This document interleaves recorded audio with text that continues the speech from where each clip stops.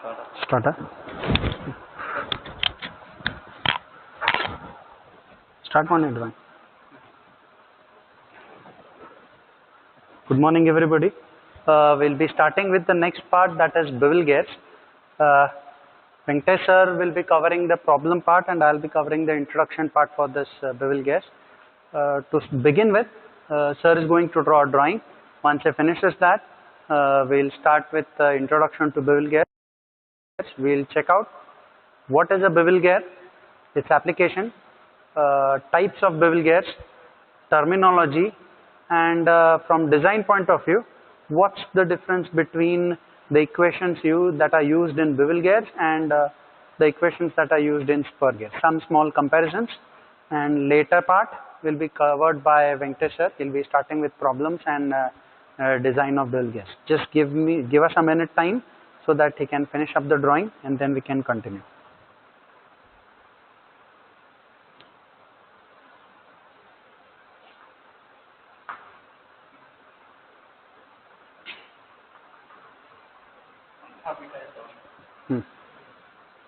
Sakala.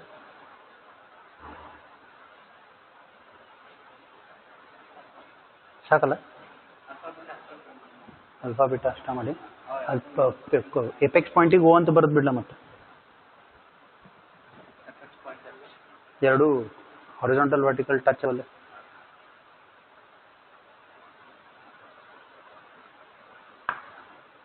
done chalker duster hold on. Okay, we have in previous classes, online and one-on-one, we have already covered the spur gears, helical gears, and probably Yogita madam has covered worm and worm wheel. The next type of gears is called as bevel gears, right? The design is also based on spur gear, just like the helical gears. The difference is the bevel gear, it is cut on frustrum of a cone. You take a cone, you project it, it appears as a triangle to you. So you take a part of that cone and then the teeth are cut on the surface. Hence, the teeth will not appear straight to you, but it will be inclined. Now, where are bevel gears used? Bevel gears are used when differential speeds are required. Using the same system, if you want different speeds, we use bevel gears. Example, in your differential gearbox. Right, that's one simple application and most popular application, that is differential gearbox. Right. Again, bevel gears basically, as I told you, it is cut on a frustrum of a cone. Right. Application is simple, and the most popular application is differential gearbox. There are again types of bevel gears in this one. If the angle, if the intersecting angle, or let me rather put it in different way, requirement of bevel gear is the two shafts are intersecting to each other and should be on a same plane. Right? The shaft can be at any angle. It can be one shaft,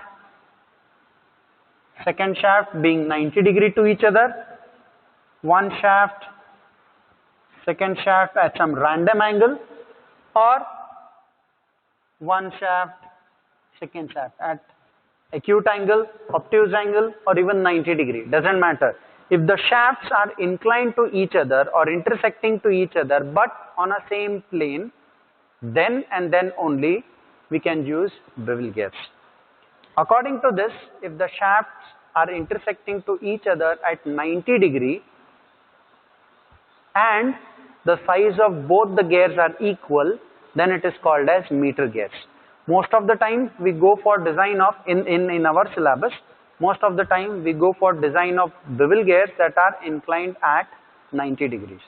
If the angle of inclination between the two shafts is greater than 90 degrees, then they are called as crown gears. Crown, C-R-O-W-N, crown gears. If the angle of inclination between both the shafts is less than 90 degree, then it's usually we go for internal bevel gears. I hope this part is okay. Just let me repeat it again. If both the angles of the shafts are inclined at 90 degrees, as you can see in this drawing also, the axis of both the shafts or both the gears are inclined at 90 degree, and if the size of both the gears are equal, then it is called as meter gears. Okay, if the angle of the shaft, both the shafts are intersecting at an angle greater than 90 degree, then they are called as crown gears, and if it is less than 90 degree, we go for internal gears. So these are the classification of gears, right? Most of the time when we talk about tooth profile, just like spur gear, we had full depth involute, we had stub teeth, right? Similar to that, even in bevel gear, we have only one tooth profile, that is involute profile. There is no other profile that you need to refer. So when a bevel gear system is into working, it's a full depth involute or a involute system, right? Now apart from this, what do we need to understand here is some terminology in bevel gear, right? The terminologies that are going to be used in bevel gear. Most of the time, almost all the terminologies are same as spur gear, that is addendum, dedendum, module, common. The things that are new one in this one is, the first one is pitch angle alpha or beta. When I say alpha or beta, it's either with respect to pinion or gear. So let's say for pinion it is alpha and for gear it is beta, right? So what is this pitch angle? It is nothing but the, as you can see it on the board, it is nothing but the angle between subtended by the pitch point on the gear to the center of the cone, right? Pitch point, that is a common point where both the gears meet, from there to the center of the cone. So here you can see that O becomes the center of the cone. So to that point, the angle that is subtended is called as pitch point. Or in other ways, or in other words, very simple way to explain is, I told you, two shafts, if they are intersecting at an angle of 90 degree, and if the size are equal, it's called meter gear. And most of the time we are going to solve problems with shafts intersecting each other at an angle 90 degree. So what is this pitch angle?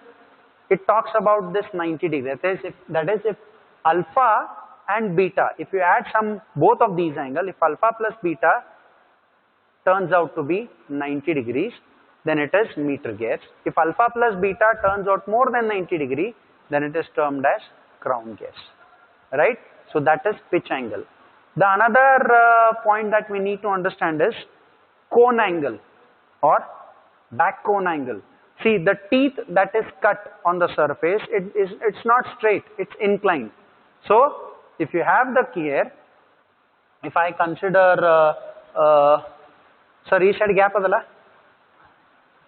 if I consider this as one of the gear, okay, the teeth are cut on this surface, so they are inclined. So if I just go on projecting this part, it is going to meet at some point. So this angle becomes the cone angle, back cone angle. But the original cone that is there, that point will be somewhere over here. So this point turns out to be O, and this inclination where the teeth is cut, if you just project it, the point where it meets, it turns out to be as back cone angle. So what is this back cone radius? Wherever the teeth profile after projecting it is meeting at some point, so from this to the point on the cone, that turns out to be as back cone radius.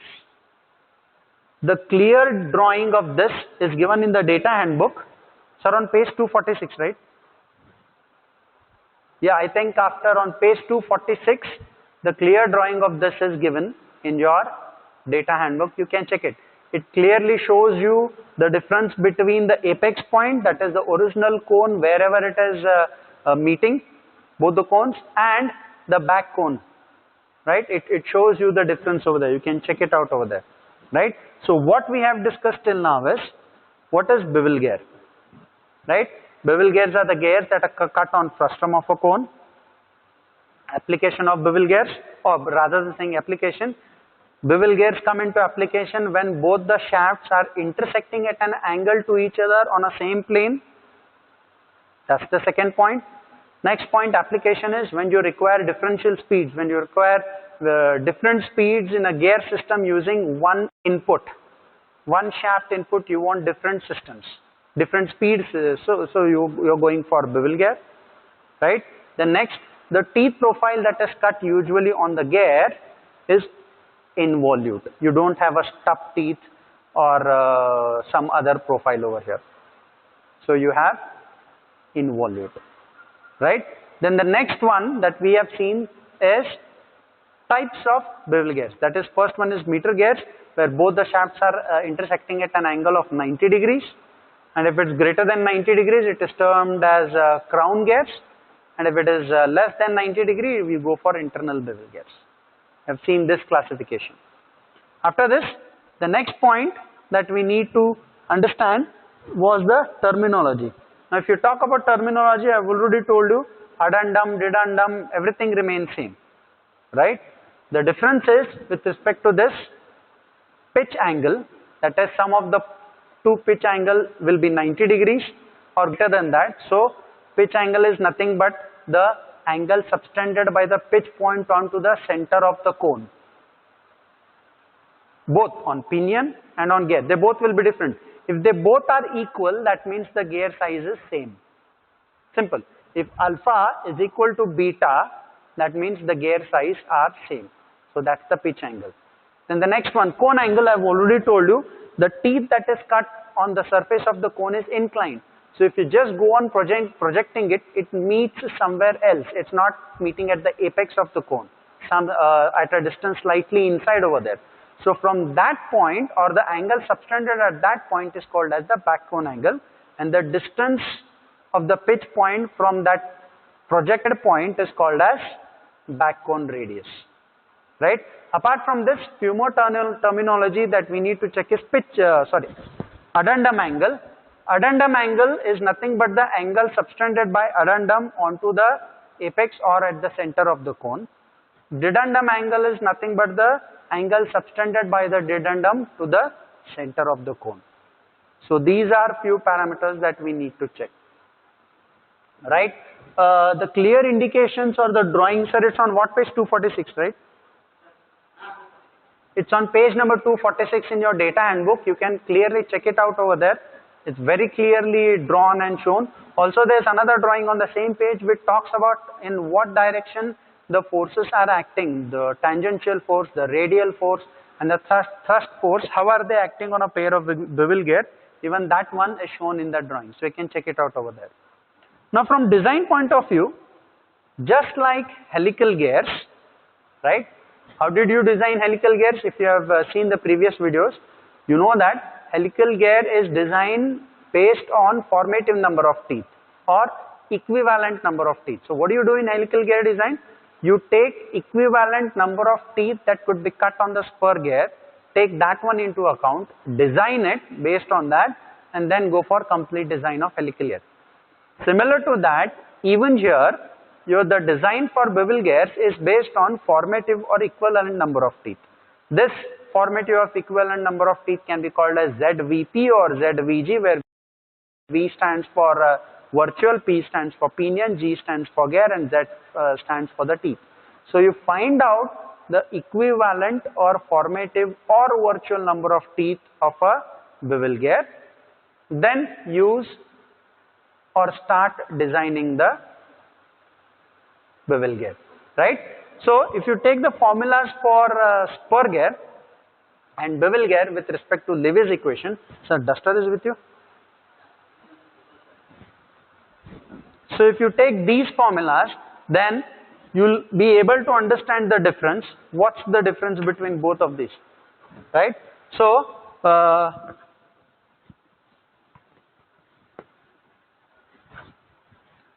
please tell me Lewis equation for spur gear.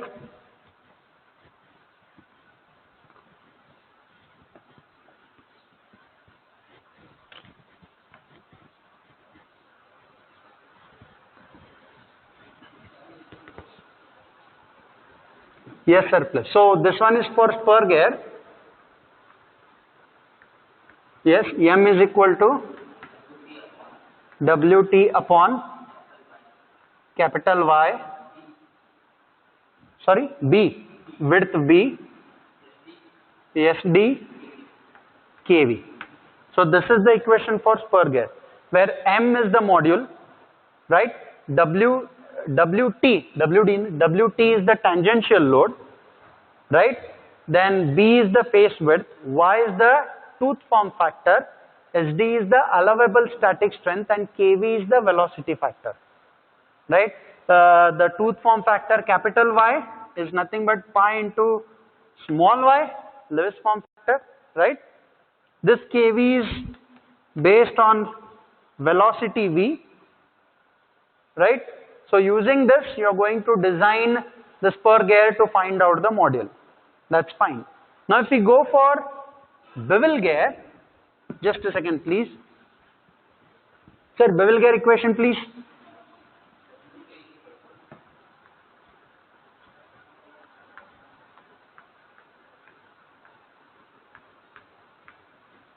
WT is equal to SD CV capital Y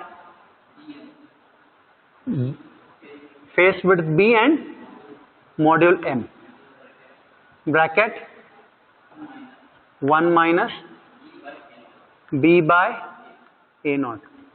So what is A naught, sir?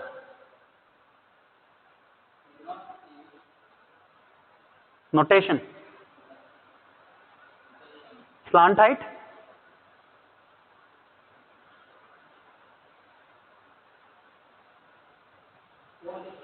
Cone distance. That is what I was talking about. Cone distance is the slant height. So if you talk about what is cone distance, if I say the pitch point is somewhere over here, this distance becomes as A naught. Inclined distance of the cone, right from the apex to the pitch point, it becomes the cone distance, right? So that's your cone distance. So if you check both these formulas, the only term or the difference between both these formula is the term that is there in the bracket over there, that is 1 minus B by A naught, right? So if you can find out this, rest of the design process remains the same. Similar to design of spur gear. So what was the procedure for design of spur gear? With the given data, you're supposed to calculate all the parameters, substitute in Lewis equation and get the module. Using this module, find out all the dimensions of the spur gear, then go for calculation of dynamic load. Once in dynamic load, you require the error in action through which you calculated the C. Then from that you calculated the dynamic load. Then you calculated the beam strength. So you compared the beam strength with respect to dynamic load. If the beam strength was greater than the dynamic load, then it was safe. It was not safe, then you went for redesign. Similar to that, the wear load. You calculated the wear load using the flexure and endurance strength. If that was greater than the dynamic load, you said it is safe from wear point of view. If it was not safe, you redesigned or found out the new K value, or in other words, you went for heat treatment process. Similarly over here, the process remains same. Using all the parameters that you have, you just find out module using modified Lewis equation, and again you go for finding out the dynamic load, that is the WD, with again modified dynamic load equation. Then from there you go to dynamic beam strength. Using dynamic beam strength, you get a value, find out the dynamic beam strength, compare it with this dynamic load. If it's greater, then it is safe. If it's not greater, then you need to redesign. Then again find out the wear load using the flexure and endurance strength. If that is same, or if that is greater, the WW, the wear load, if it is greater than the dynamic load, then the gear is safe from standpoint of wear. If it is not safe, you need to go for heat treatment. The process remains same. The only difference is equations. Remember, in data and book, wherever, if you check the bevel gear chapter, equations are mentioned over there. If the equation is not mentioned, right, then you're going to use the one that is used for spur gear. If any specific modified equations are there, then and then only they are mentioned in the bevel gear chapter. If it's not mentioned in that, then you directly go for spur gear and use those equations. So this was the introduction to bevel gears, right?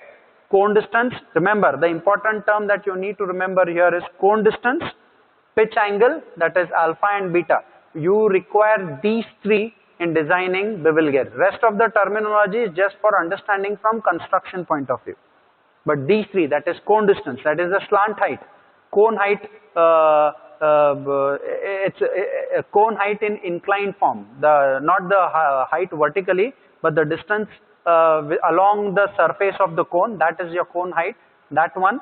And pitch angle, that is alpha and beta. These are the three terms that you require from design point of view, right? So after this point, Venkatesh sir will be continuing with the problem. He'll first give you the problem definition, and then he'll let you know how to solve the problem. So we are going to switch over. So bear a minute, please. Sir, mic on again.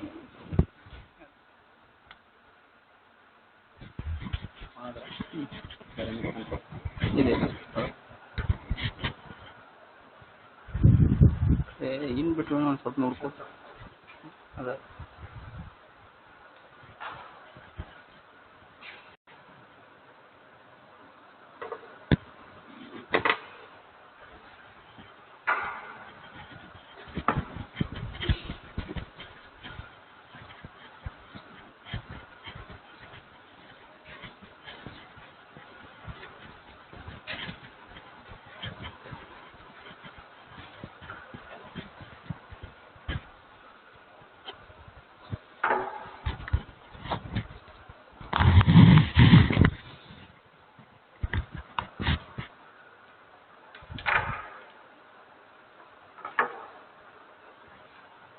Okay, good afternoon all. So today we will be discussing, or we will be starting the bevel gear problem. Okay, so introduction regarding this bevel gear has already been given by S.R. Kulkarni sir. So he has explained you the terms regarding the alpha, beta. Okay, so the design procedure, you have studied the spur gear and the helical gear. Okay, the design procedure for almost all the three gears are going to remain the same: spur gear, bevel gear and helical gear. Okay, only thing will be a small change. The change is nothing but the formative number of teeth. Okay, so spur gear, helical gear, you have studied it already. Okay, we are going to include the formative number of teeth, or you can say it as the virtual number of teeth. Okay, so in the bevel gear, and one more term will be added there in the helical, as you have studied. Okay, so in the bevel gears there will be two angles. Okay, so that is one we take it as alpha and another one we take it as beta. If you refer to the page number 221 in H.G. Patil handbook, you will be finding the equations, or you will be finding the symbols. Okay, so alpha is given as pitch angle of pinion, pitch angle of pinion.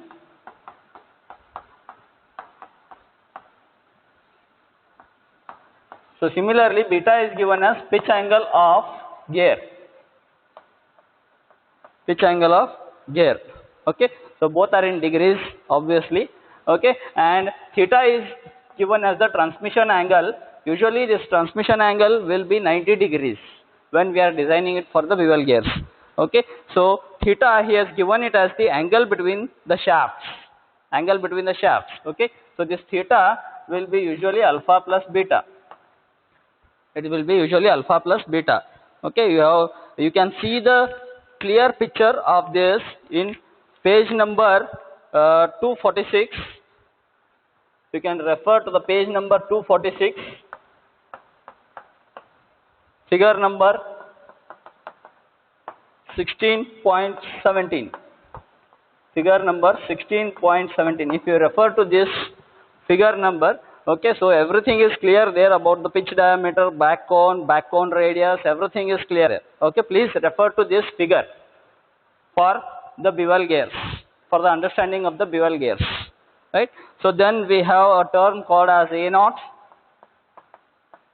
Okay, so we have a formula to calculate A naught. A naught is nothing but the cone distance, as sir has already told you. It is the slant distance from the apex point to the PCD. Okay, so it is cone distance. So cone distance, to calculate the cone distance, we have a formula here. It is given in equation number 16.50. Equation number 16.50. Okay, so we have a cone distance formula which can be calculated by square root of Rg square plus Rp square. that is square root of radius of the gear whole square plus radius of the pinion whole square. Okay, so this formula, we have alternate formulas for this as well. Generally we refer to this when diameter of the gear and diameter of the pinion are given in the problem. Okay, so otherwise we go for this. This is Rp upon sin alpha. It should be equal to Rg upon sin beta. Sin beta. Okay, so either of these formulas you use and you calculate the value of A0, that is the cone distance. Okay, and as usual we know phi is the pressure angle which we have used in spur gears. Okay, usually pressure angle we take it as 20 degrees. Then RAV is the average radius value. Okay, so RAV stands for average radius value. Okay, and then usual terms Rg and Rp.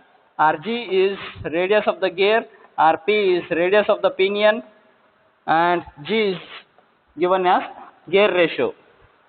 G is given as gear ratio. Okay, so gear ratio formula we know it. It is given here as Zg upon Zp. Gear ratio is given by Zg upon Zp. Zg upon Zp. Okay, or else in other words, if you know the speed, you can write it in terms of speed, or if you know the diameter, you can write it in terms of diameter also. Okay, so these are the terminologies what we are going to use in the bevel gears, right? Okay, so we will be starting with the problem, and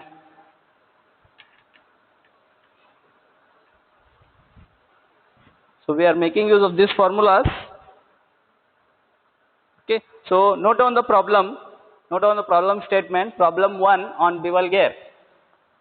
Problem 1 on the bevel gear. Okay, so a pair of cast iron bevel gears, a pair of cast iron bevel gears connect to two shafts. Connect to two shafts at right angles. At right angles. Full stop. The pitch diameter of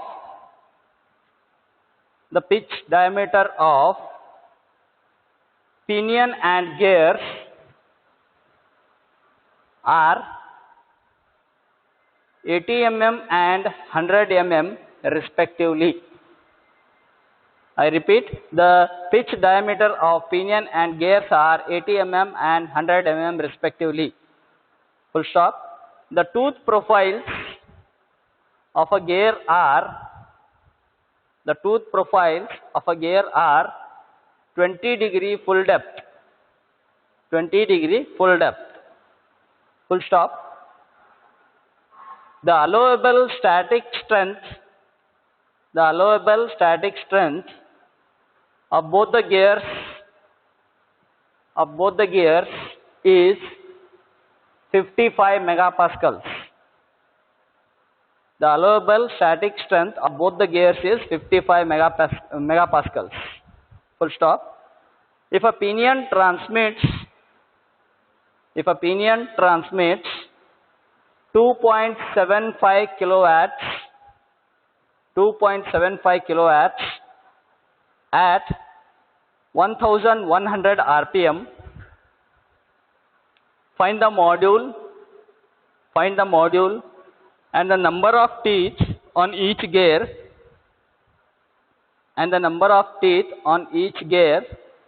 from viewpoint of strength, and check the design from the viewpoint of wear. Full stop. Take the surface endurance limit as 630 megapascals. Take the surface endurance limit as 630 megapascals, and Young's modulus is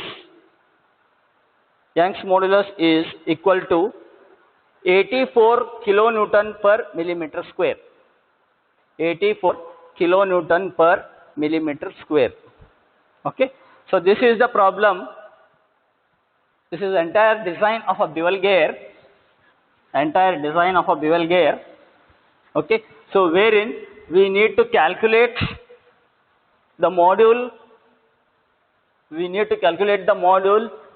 Okay, so first we will be using the Levi's form factor, and we will be trying to determine which is a weaker member, whether the pinion is a weaker member or gear is a weaker member. Okay, so we know that if both the materials are same, then by default pinion is a weaker member, and we are designing it for the pinion.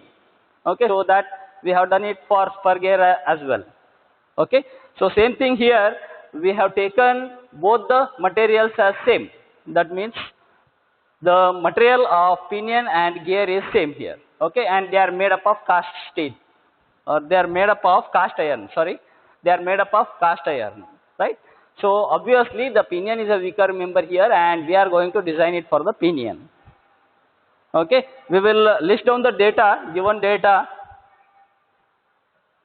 Okay, the solution of the given problem. First, given data.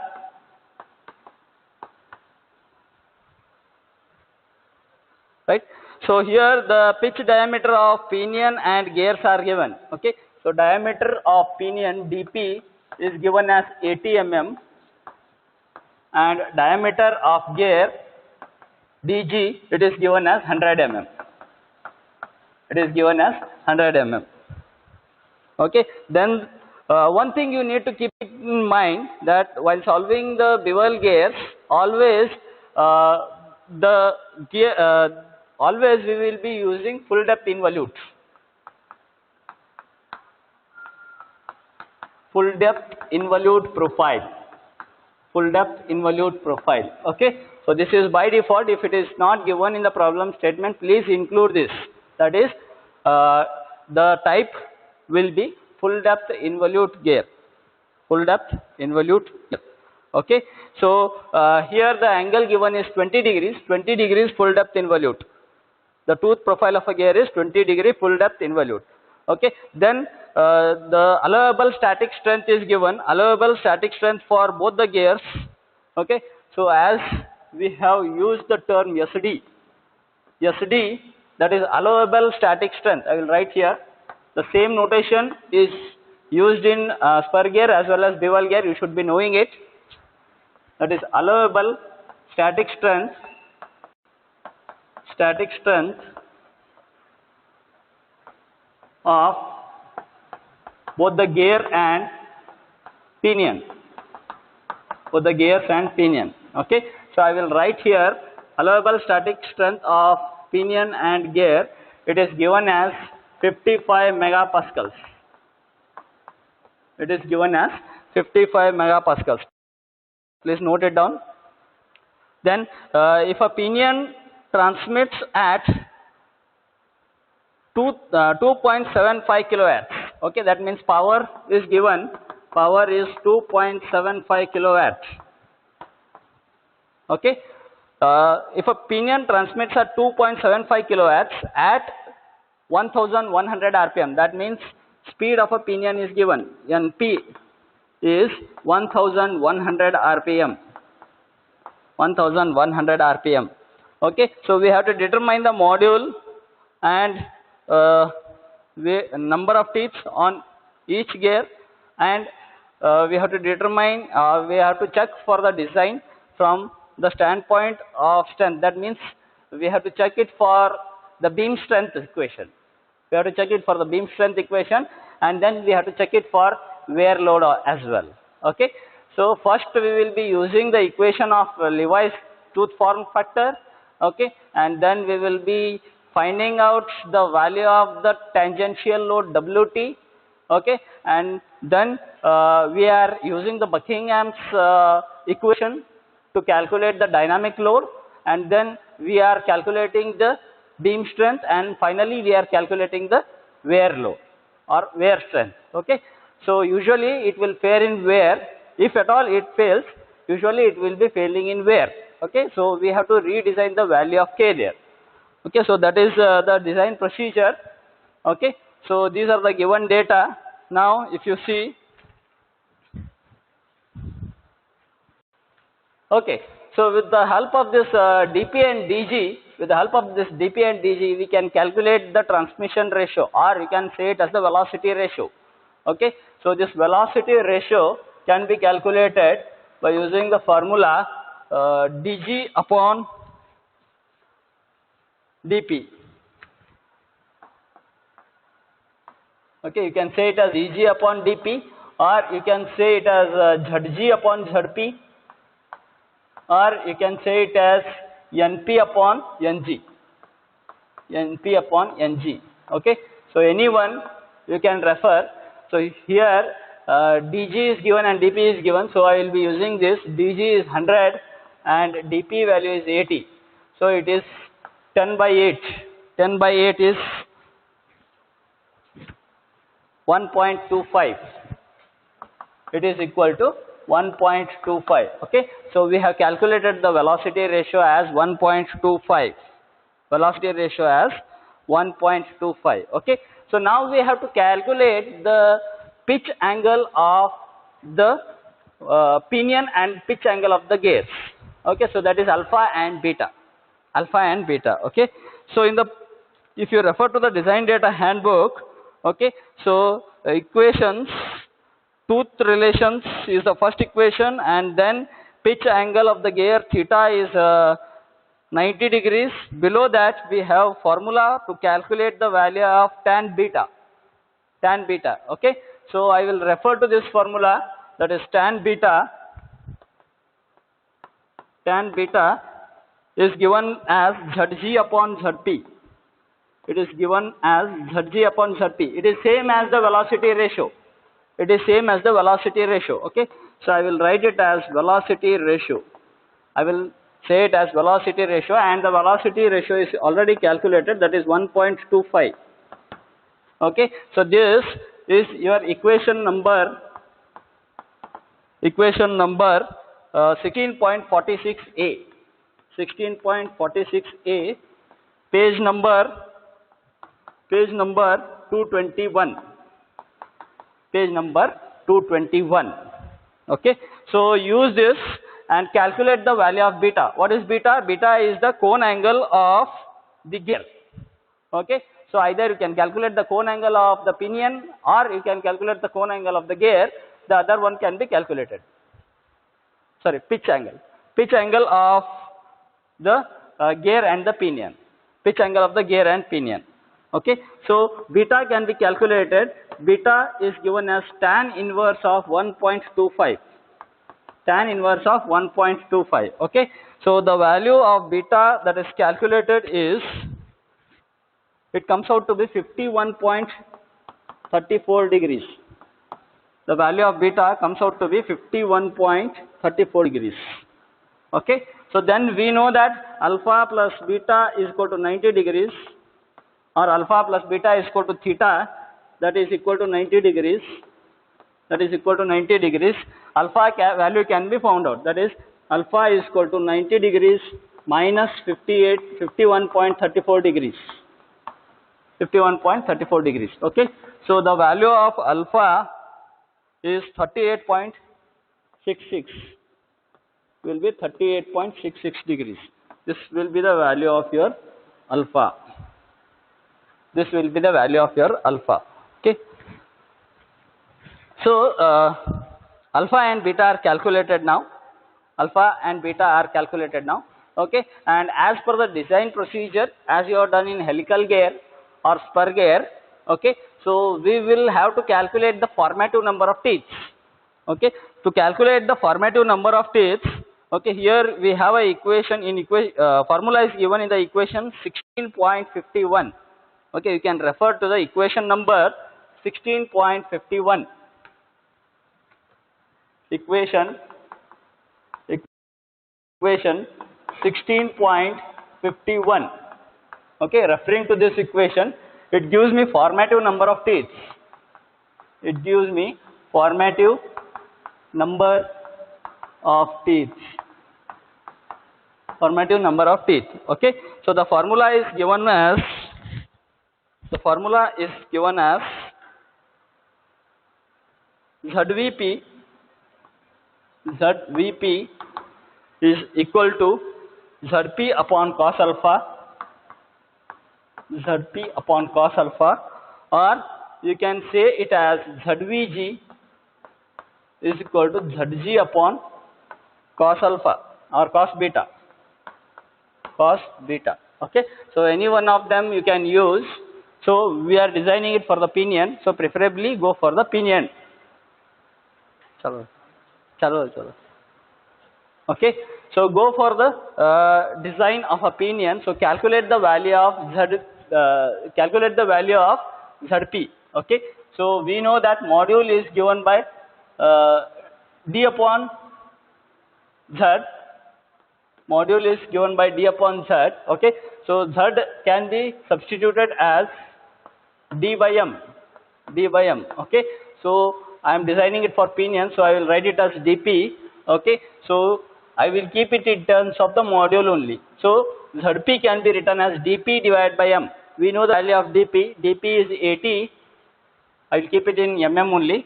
So that is 80 divided by m whole divided by cos alpha value is known to you. Substitute the value of alpha, that is 38.66. Substitute it. Okay, so after simplifying this m comes in the denominator, that is 80 upon cos 38.66. Okay, so this m comes in the denominator. Okay, you can take this m in the denominator also. So after simplifying it, it is something divided by m. Okay, that value is 102.45 divided by m. This 102.45 value is 80 upon cos 38.66. Okay, so this is the value of ZVP. Okay, on the same lines you can calculate the value of ZVG as well. Okay, so of course we are using this formula later on, not now, but for safety we can keep it calculated, and as and when required we can use this formula, or we can use this equation, that is Zg. Okay, so same it is 100 divided by m upon cos beta. Cos of beta angle is 51.34. Okay, so it will be also some number divided by module. I have not calculated this. Okay, so you please calculate the value of cos 100 upon cos 51.34 and substitute it here. 100 upon cos 51.34 and substitute whatever value comes, you please substitute it here. Okay, so next, this is the formative number of teeth on the spur gear. Formative number of teeth which is equivalent to the spur gear. Okay, so next we have to calculate, as per the design data handbook formula, we have to calculate the tooth load. Tangential load we have to calculate. The tooth load. Okay, so that is given by equation Wt is equal to T upon RAV, average radius. So it is given to you in the equation 16.52. The equation is 16.52. Okay, use this formula and get the value of Wt, that is the tangential load. Okay, so to get that tangential load, okay, we have to calculate the value of T, and we have to calculate the value of average radius, RAV. Okay, so to know the value of torque, we have to make use of the power equation. Power is equal to pi dn divided by 60. Use that for 2 pi nt divided by 60. 2 pi nt. Okay, it is 2 pi nt divided by 60. Okay, so we are designing it for pinion, so I will write it as TP, torque on the pinion. So calculate it. So power is given to you. Power value is 2.75 kilowatts. Okay, So I will write it as 2750 watts. 2750 watts. It is equal to 2 into pi into, so this one also should be P. Okay. So NP, I should take it as NP. The speed of the pinion. The speed of the pinion is given, that is 1100 RPM. Okay. TP is unknown. I need to determine. So calculate the value of TP, whole divided by 60. Whole divided by 60. Okay. So you calculate the value of TP will come out to be, I will write the value. Torque on the pinion. Okay. It will be 23.87. 23.87 into 10 raised to 3 Newton millimeter. Newton millimeter. Okay. Torque value, it should be in Newton millimeter. Okay. So this is the value of TP. This is the value of TP. Okay. So next is, you have to calculate the value of RAV. You have to calculate the value of RAV. Okay. To calculate the value of RAV, okay, turn the next page. That is, go to page number 222. Go to page number 222. Okay. Right at the top, that is the first equation. At the left top, we have the first equation. So that is RAV will be equal to dP divided by 2 minus B sin alpha whole divided by 2. Okay. So this is your equation number 16.52a. 16.52a. Okay. Page number 222. The first equation there. Okay. So if you refer to this, that is the average radius value. Okay. So what all terms are known here? Just see, that is dP is known. Okay. That diameter of the pinion is known. Okay. Then 2, it is a constant, leave it. So this value of B, that is the gear face width. That is the gear face width. It is not known to us. We have to calculate it, gear face width. Okay. So sin alpha value is known, and 2 is a constant term. Therefore, I need to calculate the value of this gear face width B. Okay. So down there, if you go, you have the formula to calculate the value of this gear face width. Okay. So if you refer to your equation number 16.57, equation number 16.57, refer to this equation, you will get the value of gear face width. B is equal to A by 3. Okay. Gear face width. B is equal to A by 3. Okay. So this value you have to see. Okay. So, so value of A now. Value of A is not known. A can also be referred as A naught. So value of A has to be determined here. To calculate the value of A, again you turn back your page, go to page number 221. Okay. So A naught is nothing but the cone distance. A naught is nothing but the cone distance. Okay. The formula initially I had listed there. Okay. So A naught is given by cone distance, and it is given by square root of Rg square plus Rp square. Rp square. Okay. So this you can refer it to the equation 16.50. This is your equation number 16.50. 16.50. Okay. So make use of this equation and determine the value of A naught, cone distance, and substitute the value of A naught in this B equation, that is A naught divided by 3. If you calculate, you will be able to get the value of gear face width. Okay. So substitute the value of gear face width, and then you calculate the value of RAV, average radius. Okay. So it is equal to square root of Rg square plus Rp square. Rg is 50 square plus Rp is 40 square.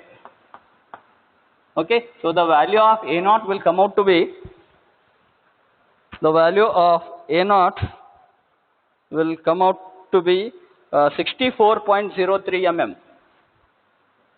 Okay. So it is 64 0.03 mm. This is the value of A0. Okay, so substitute the value of A0 here. You will get the value of the gear face width, that is 64.03 whole divided by 3. So the value of the gear face width will be 21.34 mm. 21.34 mm. Okay, so this is important for me, gear face width. Okay, so now you can calculate the value of average radius, RAV. Okay, so value of dP is 80 divided by 2 minus this B is calculated, that is 21.34 into sine alpha. Sine alpha value is 38.66 whole divided by 2. Okay, so you calculate this, you will be able to get the value of RAV. The value of RAV calculated is 33.33 millimeters. 33.33 millimeters. Okay, so then I have to calculate the I have found out the value of RAV. Okay, I have to calculate this tangential load. I have to calculate the tangential load. Okay, so to calculate the value of the tangential load, okay, so here it is. Okay, so tangential load, I have TP upon RAV. Okay, so T is nothing but TP. We are designing it for pinion. Okay, so if you are designing it for pinion, you take it as TP. If you are designing it for gear, you take it as TG. Okay, so when both the materials are same, it is by default TP. Okay, so you calculate the value of WT. WT will be equal to, okay, torque on the pinion. I have obtained it as 23,870. 23,870. Okay, so that is I have multiplied it with 10⁻³ whole divided by RAV. RAV value is nothing but 33.33. So you simplify this, you will be able to get the value of WT. WT comes out to be 716.17. 716.17 mm. So this WT value is very important for me. That is the tangential load. Okay. So then after this calculation of WT, we have to substitute all the values in Levi's form factor. Okay. So the same procedure which we have done it for the spur gear also. Okay. So we need the value of the velocity factor. We need the value of velocity factor. There in the spur gear, in the design of spur gear, the velocity factor was taken as kV. Here we are taking it as CV. The notation is different, but the meaning is same. Okay. So before that, you calculate the value of velocity. Okay. So velocity is given by pi dn divided by 60. Pi dn divided by 60. Okay. So it is for a pinion, you write it for dP and you write it as P. Okay. So calculate this. Pi into diameter of the pinion is 80. Speed of the pinion is 1100 divided by 60. Okay. So what value I have substituted here? I have substituted it wrongly. Okay. So what is wrong here? Can you guess? Okay. The velocity value will be in meter per second. Okay. So you have to always make sure that all the values should be substituted in meters. Okay. So I have substituted the value of dP as 80 mm. Okay. So if you simplify this, you will get the unit as millimeter per second. Okay. That should not happen. I should substitute the value of dP in meters. Okay. So if you substitute it in meters, that is 0.08. Okay. It will be 0.08 meters. Okay. Now if you simplify, you will get the unit in meter per second. Okay. So just simplify this. It will be 4.6 meter per second. 4.6 meter per second. Okay, so the velocity value is 4.6 meter per second. Okay, so we will calculate the value of kV, the velocity factor, okay. To calculate that, you can use the equation down there, that is 6 upon 6 plus V, 6 upon 6 plus V, okay. So 6 upon 6 plus 4.6, so it comes out to be 0.566, 0.566, okay. This will be the value of the kV. This will be the value of this kV, or he has referred it as CV in the handbook.